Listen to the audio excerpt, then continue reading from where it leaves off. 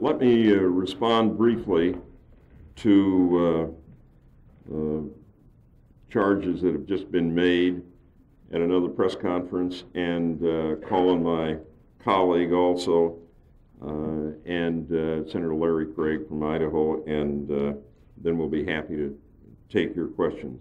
First of all, they are dealing with manufactured numbers, assuming that you balance the budget in 1 year. No one has suggested any such course. Second, they do not recognize political reality. You're reporters around here. You know that Social Security not only is not the cause of our deficit, it is the last thing that gets tackled around here. Third, they ignore the economic gains that are going to be made if we pass a balanced budget amendment.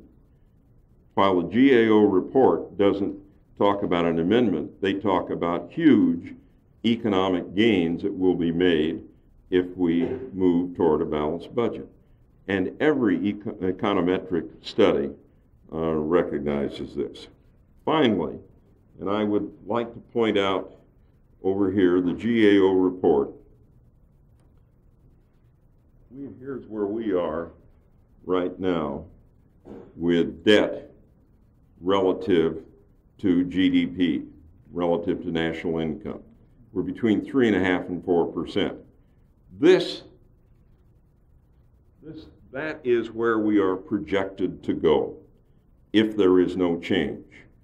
What is significant about that in terms of Social Security is that no industrial nation, and as far as we know, no nation, but I cannot say absolutely no nation, no industrial nation has come anywhere near those numbers without monetizing the debt, without printing money. Nothing could be more devastating to the future of Social Security than to start the printing machines rolling. What we are talking about is something that is going to protect the Social Security trust funds. Let me call on my colleague, Senator Larry Craig. Well, Paul has covered for you those key issues that I think clearly explain the difference. Without doubt, there will be priorities and choices made. But if you look at any current budget scenario today, even the Clinton budget, if it doesn't make dramatic shifts or changes in its proposals, will be projecting a $8 trillion debt out there beyond the year 2000 and in the very short order. All priorities are going to have to be made and made it as tough choices. Without question, we are not proposing anywhere near balancing the budget in 1 year. The amendment that Senator Simon and I are working on will have a 5 to 6 year time frame from the moment of ratification. That's in the amendment. So if they are saying otherwise, they haven't failed to read. Now let me give you an update on where we are at the moment.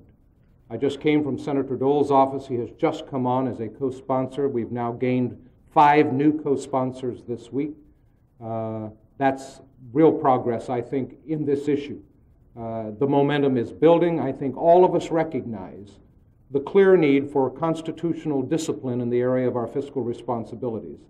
And so we are making rapid progress thanks to the leadership of Paul Simon, who's really become a bulldog in this issue. It's a great pleasure for me to work with him and to work with his leadership. Happy. Yes. A couple of questions.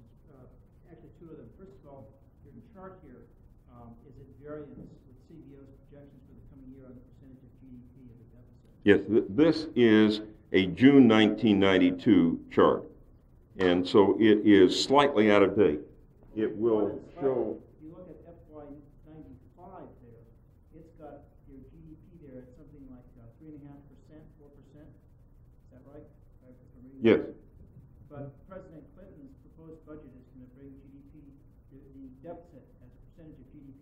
down to its lowest point in 15 years without a balanced budget amendment. There is no question we've made progress, and I applaud the President for the progress we've made. I would simply point out that GAO, and they do not have, I'm going to be meeting with the GAO today, but they have informally told me that their projection in the out years will be modified slightly, but not significantly. The second thing is that you said that no economist is, and all the economists say that if the balanced budget is passed, that the economy is going to get better.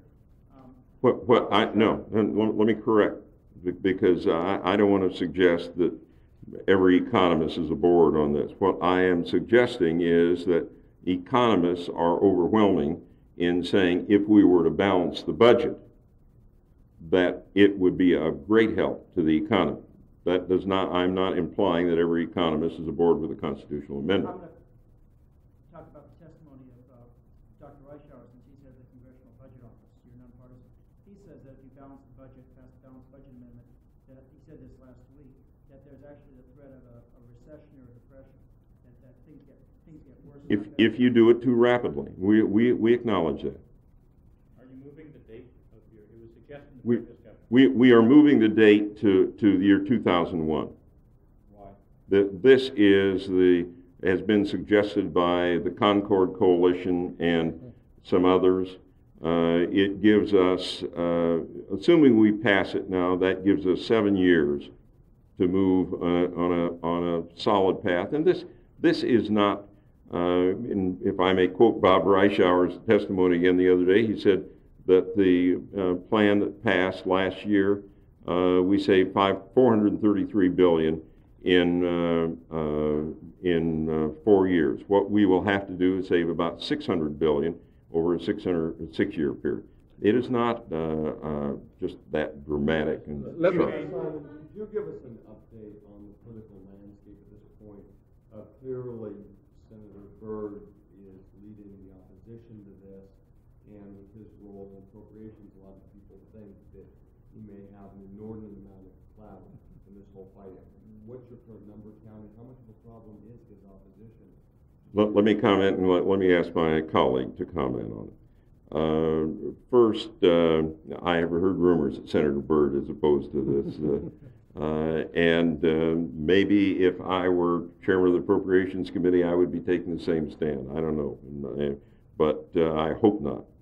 But we have now, counting myself as chief sponsor, we have 55 sponsors and co-sponsors of this legislation.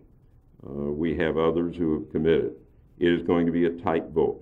I have never pretended to the contrary. And there is no question that particularly members of the Appropriations Committee are under, I don't want to use the term pressure, but Senator Byrd has made known his feelings very, very strongly. Well, you did use the term pressure. What do you, it's a way not to get the word into the debate? I mean, what kind of pressure are the appropriators? There is a negative connotation of pressure. I'm not saying that Senator Byrd is coming up to anyone and saying, if you don't do this, I won't let your project through in whatever state. Senator Byrd is not using that kind of pressure, but he is using the clout that he has as chairman of the Appropriations Committee. What other pressure does he have? If not well, he is not explicit about it. All right. Without question, Chairman Byrd is a formidable adversary in this issue. As far as the dynamics of the debate, from my point of view, I could not choose a better person to oppose this issue because he embodies the very thing that we are trying to do at this moment, and that is return the control of the budget to the citizens of this country. Now, we have 55 co-sponsors, and we'll have more before this debate begins. And you all understand the politics of the floor of the United States Senate. 55 votes gives us the opportunity to bring about the full debate of this issue, to handle the necessary amendments or the unnecessary amendments, and also to assure the American people that this will be an issue that will be voted on the floor of the United States Senate this year. And that's what we're all about, and that's a very important part of the whole effort.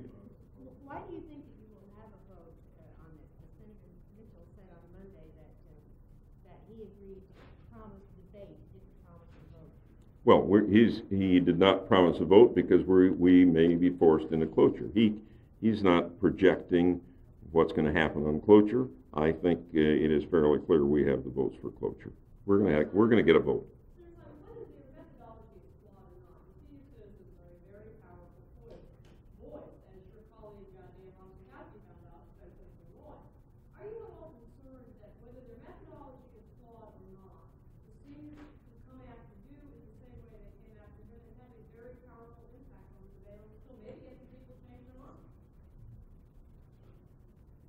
I would just say, again, I have great respect for Senator Byrd. He is interested in history. I'm interested in history.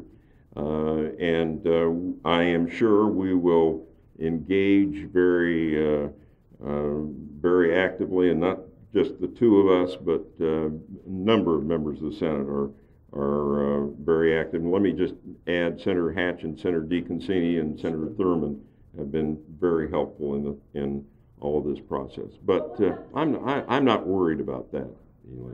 No. Well, this is an entirely different kind of issue. I think that we will be able to clearly make the case during the course of the debate that we are protecting Social Security. For anybody to have the leap of faith that this automatically cuts Social Security is a very strange leap of imagination. The pressures of deficit spending and debt are a much greater threat to the Social Security system and its stability than for us to be forced to make the right priority changes. Now, you're right, the senior lobby in this country is a very powerful lobby. I want them to lobby the United States Congress, but I want them to lobby the Congress inside a balanced budget requirement which causes us to put in the right priority the needs of this country. And one of them will be Social Security. Oh, by the way, there are a variety of other senior groups that are strongly supporting the Social Security or the Balanced Budget Amendment because they are terribly concerned about their grandchildren's futures. Would you put Social Security off limits? No. Nothing should be off limit in this process. Following on that point, do you have any read on Ross Perot's role of potential influence with his group and supporters? Well, it is difficult to read that. I do know that this weekend or next week early, some House members are going to Dallas to meet with the coalition of Perot's supporters and on this issue. And Ross Perot has stated publicly his support of it. My guess is it will become a priority issue of that organization. Now, we have some 30 different groups who are working with us now across the country. I welcome all people. This is a citizens' debate. This is not an elitist debate. It can't be. We're talking about the citizens gaining the right kind of power in the budgeting process of our country and giving us the right kind of tools as their representatives to bring it to a balance. That's the issue. How much influence does that group have in the community? Would that be a critical factor if they really put all of their resources? It's an important factor. They are a voice. They do have resources. To weigh it as greater than or less than, I don't know that I can make that measurement. I'm glad they're aboard. I'll accept all who are supportive of our position.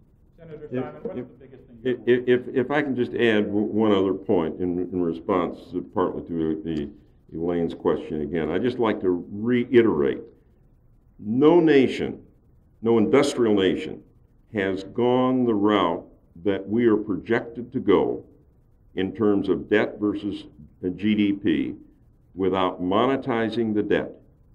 There is nothing that would devastate Social Security retirement funds like monetizing the debt, just printing more money. And that is, no, you had a...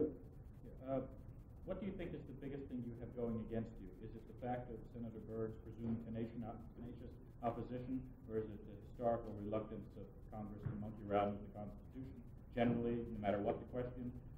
What is the biggest obstacle you think you have to overcome? First, I join in a reluctance to tinker with the Constitution. But let me just add, I'm in very good company in terms of favoring this. Thomas Jefferson was not in the United States when the Constitution was written. He was in Paris negotiating for us.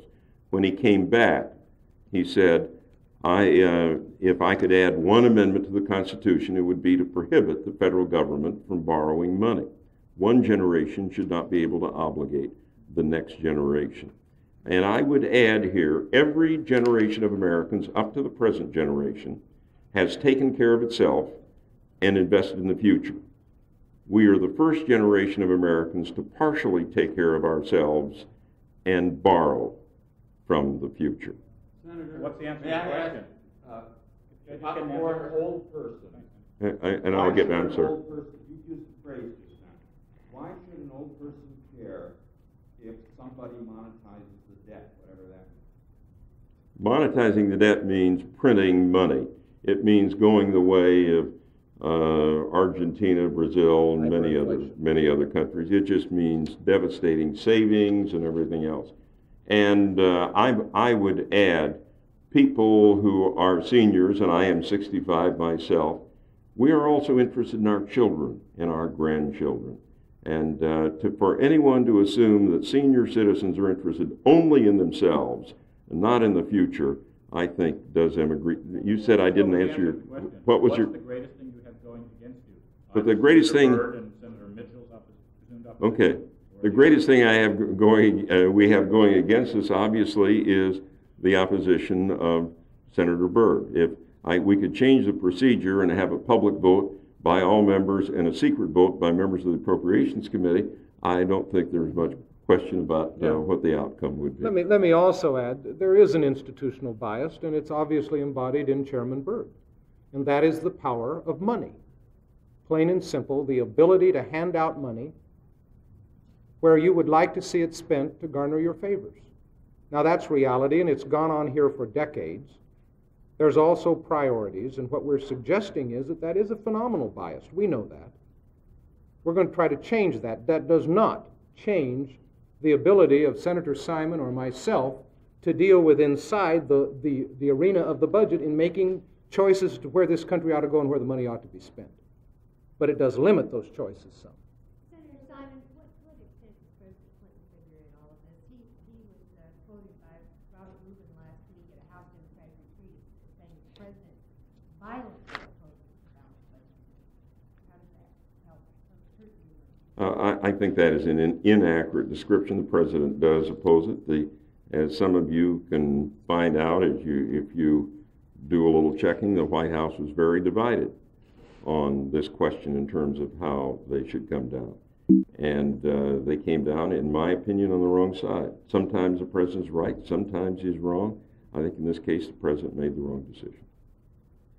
Has the president done too little to reduce the deficit for FY95? I think what the president has done has been superb, and I was one of those who voted for it. But you have to recognize this is a one-time occasion when the president is in his first year, when he's in a honeymoon, when you have a Congress of the same party. And you do not duplicate that very often. And I would add one other point. There's an old saw that there were so many heroes at the Alamo because there was no back door. We need a constitutional amendment that prohibits that back door or makes it more difficult. The difficulty with the statutory arguments is you can change the statute as soon as it gets more difficult. The big argument in 1986, when we had the last serious debate on this, the big argument was we can balance the budget without a constitutional amendment. It lost in the Senate by one vote. The debt at that point was $2 trillion. Now the debt is $4.4 trillion, and we will hear the same argument again. One more question? Your point about monetizing the debt is going to be working against them and they are emailing. Will they even understand? The answer to your question is I don't know, but I am convinced if I could talk to the seniors of America, they would strongly favor a balanced budget amendment. They want to